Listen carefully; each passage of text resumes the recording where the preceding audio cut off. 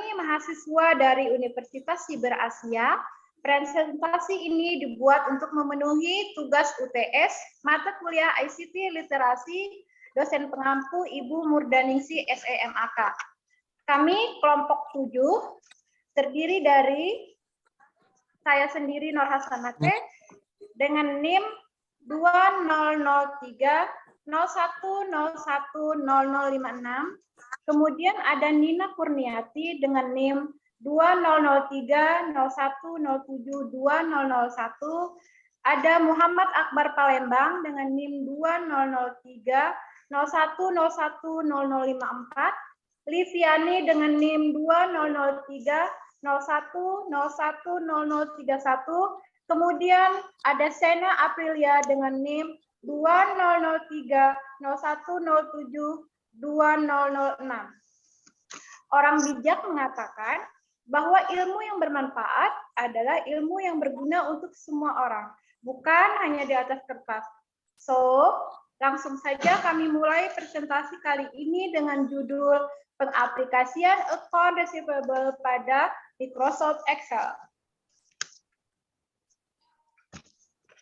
Sebelum pengaplikasian account receivable ke dalam Microsoft Excel, kita perlu mengetahui tentang account receivable maupun Microsoft Excel itu sendiri. Berikut adalah poin-poin yang akan kami bahas. Yang pertama, pengertian account receivable. Kemudian, ciri-ciri account receivable. Selanjutnya, Microsoft Excel untuk account receivable. Kemudian cara membuat laporan piutang dalam Excel. Dilanjutkan dengan cara membuat laporan umur piutang, kemudian formula dan fungsi Microsoft Excel, rumus Excel untuk membuat laporan umur piutang, dan contoh draft Excel piutang.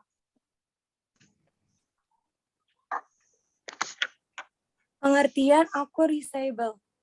Piutang merupakan sebuah unsur penting yang ada dalam perusahaan.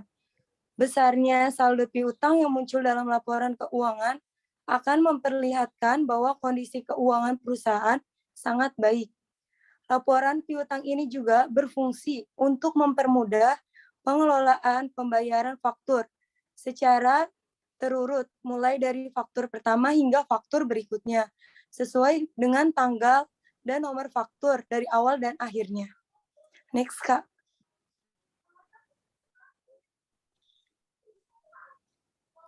Ciri-ciri akun receivable itu ada 3. Yang pertama itu nilai jatuh tempo, yang kedua tanggal jatuh tempo, dan yang ketiga itu umur jatuh tempo. Nilai jatuh tempo itu diartikan sebagai jumlah nilai transaksi utama yang ditambahkan bunga. Sedangkan tanggal jatuh tempo adalah hari atau tanggal pembayaran yang telah ditentukan. Umur jatuh tempo. Dalam akun receivable, umur jatuh tempo dibagi menjadi 2 jenis, yaitu umur jatuh tempo bulanan dan umur jatuh tempo harian. Next, Kak. Perlu diperhatikan juga bahwa umur piutang harus menjadi satu dari beberapa hal penting yang harus dianalisa. Besarnya saldo piutang tidak menjamin semua akan masuk sesuai dengan tanggal jatuh temponya. Ini alasan kenapa laporan umum piutang itu harus disajikan dan dianalisa. Karena dalam laporan tersebut menyajikan total piutang dan jumlah umur dari piutang tersebut. Umur piutang yang ditampilkan biasanya terdiri dari 0 sampai 30 hari, 31 sampai 60 hari, 61 sampai 90 hari, dan terakhir lebih dari 90 hari. Jika piutang tersebut paling banyak di atas 90 hari, maka harus segera diselesaikan untuk menghindari munculnya piutang yang tidak tertagih dan akan merugikan perusahaan tersebut. Microsoft Excel untuk akun receivable. Microsoft Excel dapat digunakan untuk membantu pemrosesan akun piutang. Sifat aplikasi Excel yang sangat familiar dan penggunaannya dianggap relatif cukup. Merupakan salah satu keunggulan Microsoft Excel dibanding aplikasi lain untuk membantu pemrosesan akun piutang di suatu perusahaan tersebut. Poin kedua, Microsoft Excel untuk aplikasi akuntansi tergantung kebutuhan. Bisa sederhana, sedang, atau kompleks. Yang poin ketiga, meski bisa cukup dan diberi berbagai properti otomatisasi untuk skala perusahaan besar, Microsoft Excel tetap akan terasa kurang memadai, sehingga diperlukan aplikasi yang lebih powerful. Aplikasi tersebut bisa tailor-made sesuai perusahaan atau menggunakan general accounting. Software seperti MYOB, DA, Accrued, atau berbagai aplikasi lokal seperti Zahir Accounting. Poin selanjutnya, untuk proses pembelajaran dan pemahaman akuntansi sekaligus fitur-fitur pada Microsoft Excel, maka mempelajari bagaimana pengembangan aplikasi Microsoft Excel untuk akuntansi menjadi cukup penting. Selanjutnya akan dilanjutkan oleh rekan saya. Untuk selanjutnya di sini kita akan membahas tentang cara membuat laporan piutang dalam Excel. Yang pertama yang harus kita lakukan yaitu mengisi nama perusahaan yang akan kita buatkan laporan piutangnya, dan alamat perusahaan pada lembaran sheet baru di Excel. Bagaimana apabila untuk perseorangan dan tidak memiliki nama perusahaan? Maka buatlah nama usaha sendiri sebagai nama perusahaan. Selanjutnya membuat kolom nomor, lalu tanggal nomor faktur atau invoice tersebut diterbitkan, lalu nomor faktur atau nomor invoice, biasanya nomor faktur atau nomor invoice ini nomornya berdasarkan perusahaan sendiri, ditetapkan sendiri nomornya.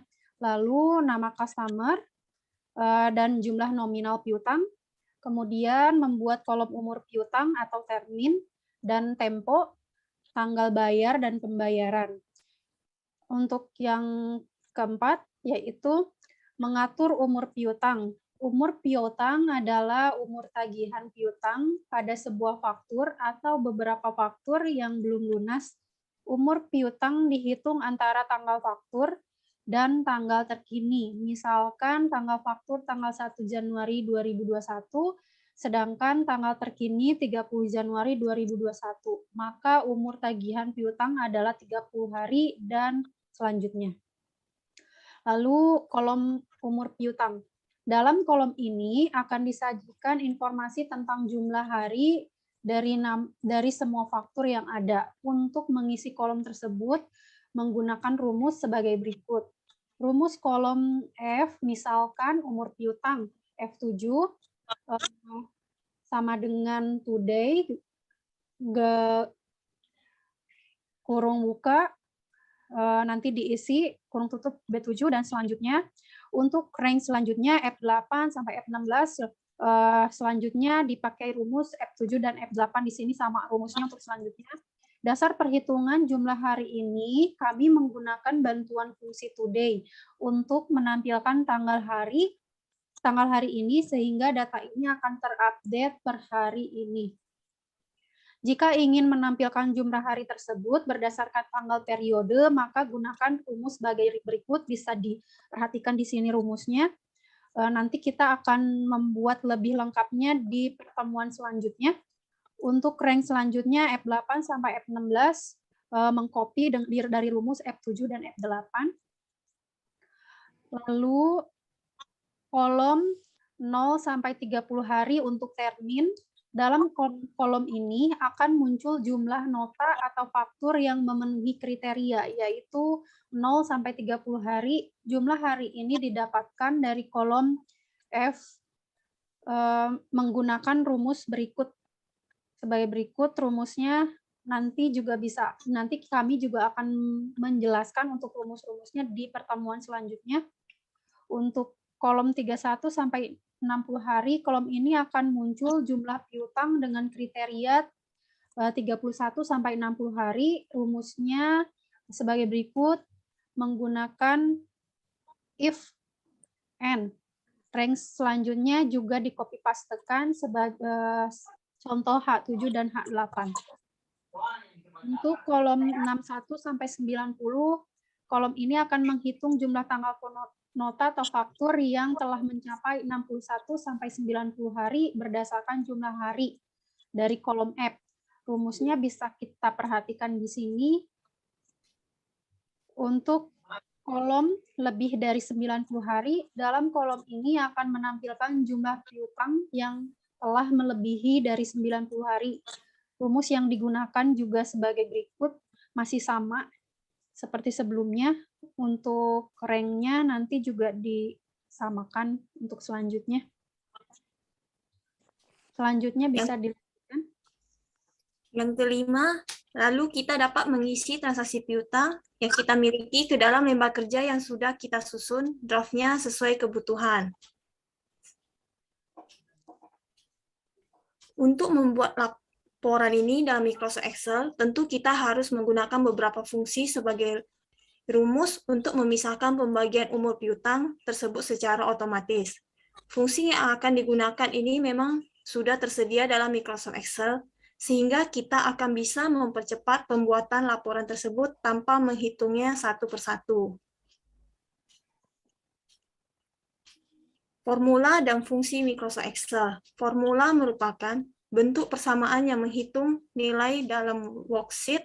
Sebuah formula diawali dengan tanda persamaan sama dengan dan dapat terdiri dari sebagai fungsi referensi, operator, atau konstanta. Nah, di mana contoh tersebut sama dengan ABS 125 dikali A5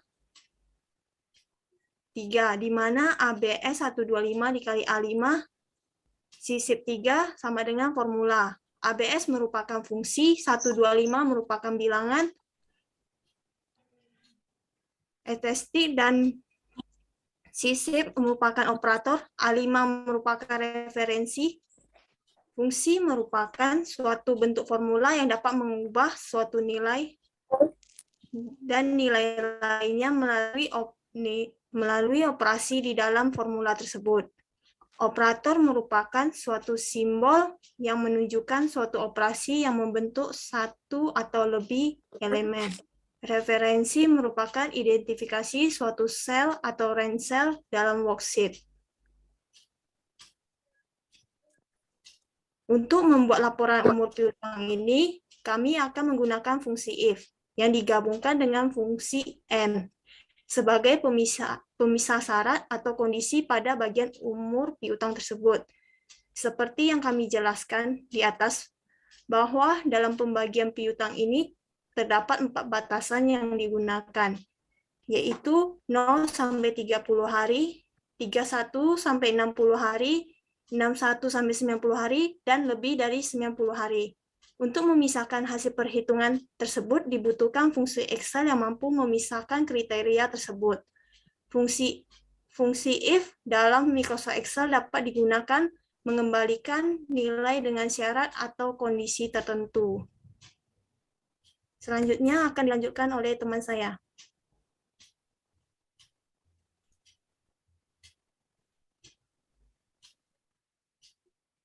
Mati. Nah, selanjutnya, kenapa kami menggabungkannya dengan fungsi N? Nah, pada batasan yang kedua dan ketiga, yaitu pada interval hari 31 sampai 60 hari dan 61 sampai 90 hari, di kedua batasan ini mempunyai 2 syarat, yaitu 31 dan 60. Sehingga kami menggabungkan tambahan fungsi N sebagai pemisah untuk kedua syarat tersebut. Selanjutnya, untuk fungsi logika OR, nah, ini untuk menghasilkan true jika beberapa argumen bernilai benar atau true, di mana menghasilkan false jika semua fungsi argumen salah. Untuk bentuk umumnya di sini sama dengan OR, buka kurung X1, X2, X3, dan seterusnya sampai di akhir, kemudian tutup kurung. Nah, X1, X2 ini merupakan kondisi yang akan diuji atau alamat sel yang mengandung nilai logika yang menghasilkan nilai benar atau true atau salah yang bernilai false.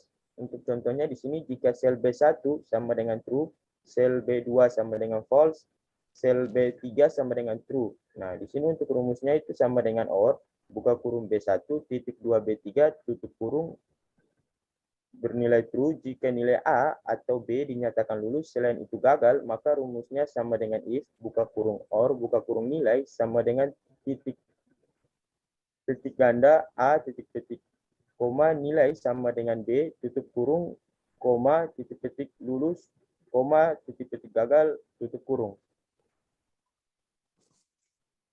Nah, ini adalah contoh draft Excel laporan piutang. Di pertemuan selanjutnya, mungkin kami akan jelaskan bagaimana cara untuk menyusun laporan piutang ini.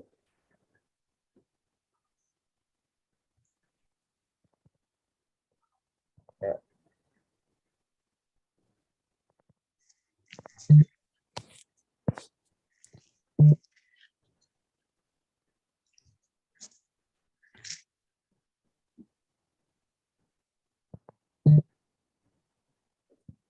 Oke, cukup sekian presentasi kali ini. Kami kelompok 7 mengucapkan terima kasih. Semoga presentasi ini menambah wawasan dan bermanfaat untuk semuanya. Assalamualaikum warahmatullahi wabarakatuh. Assalamualaikum warahmatullahi wabarakatuh.